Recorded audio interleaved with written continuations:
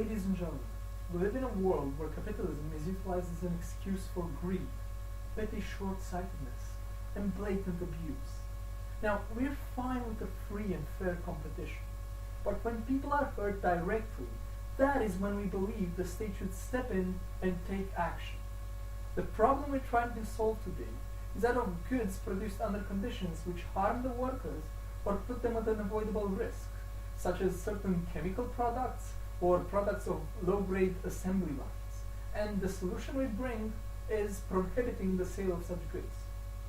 The threats these workers face come in many shapes and sizes, from physical hazards such as exposed moving parts and constant loud noise, ergonomic hazards derived from having to maintain an unhealthy body position, to even chemical and biological hazards. Now, in my speech, I'll present two main arguments to aid Team Proposition's case.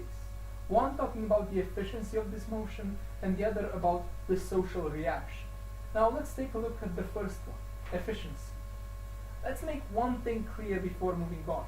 What we're trying to counter here is a form of abuse, no two ways about that.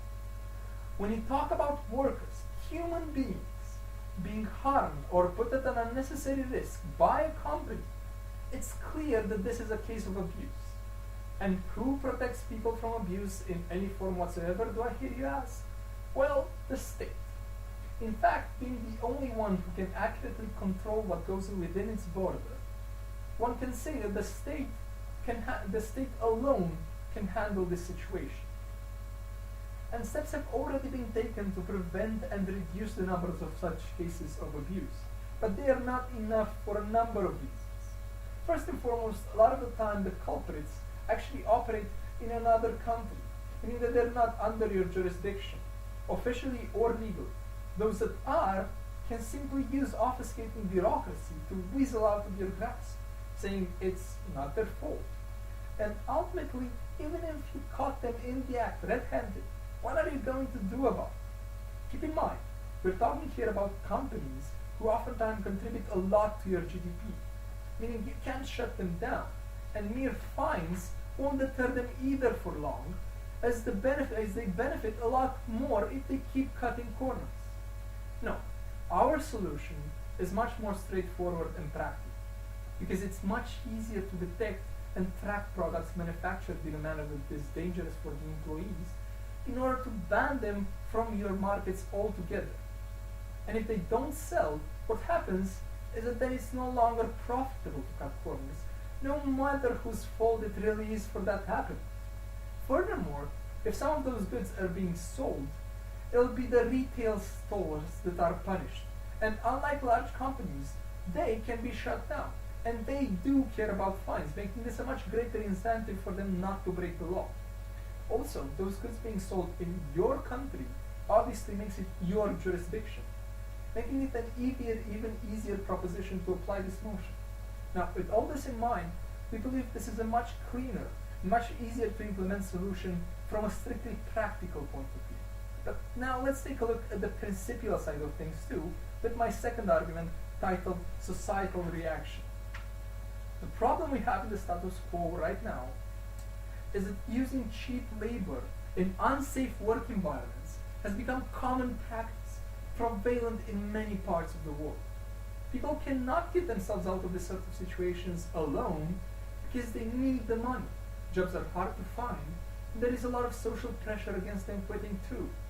Now, this already sounds very bad, but the last part of that statement hints at something much, much worse, going on in the background beneath this surface noise of the financial crisis. This idea that employers are always right and bad work conditions must be tolerated because quitting is somehow disgraceful has become deeply enshrined within the middle class mentality at a societal level. Through same dedication, unreasonably high social expectation, and sheer force of habit. The problem with people buying products manufactured with such underhand methods is that eventually it becomes socially acceptable. People start seeing it as something regrettable but natural. And the companies can get away with more and more. Why should we stop them, the people ask? It's how everyone does things. It's how it's been done for years. That's what the people think. And it may be flawed logic, but people still believe it. And that's everything we do not want to happen. No, what we want to get is the exact opposite reaction. And how do we go about achieving that, you ask? Why? By implementing this motion, of course. You see, change always attracts the people's attention, especially ones as big as this. Now, to draw a parallel, at the advent of eco-products, the awareness for ecological problems rose greatly, whether people liked it or not. And like any new thing, it created a hype, a trend, if you will. Except this one required some research, and the knowledge stayed with the people long after the novelty wore off. Similarly, prohibiting the sale of goods produced under conditions which harm the workers or put them at an avoidable risk will make people more aware of workplace issues and force them to realize that when companies do this, it's wrong, or at the very least force them to debate about it, which is still a welcome change to how things are right now, and therefore still an acceptable result. And last but not least, implementing this motion would count strategically as very good PR, as any country doing so would be seen as taking a clear, strong stance against a problem that has grown to be very serious in the world of today, fighting against abuse while maintaining fairness for all.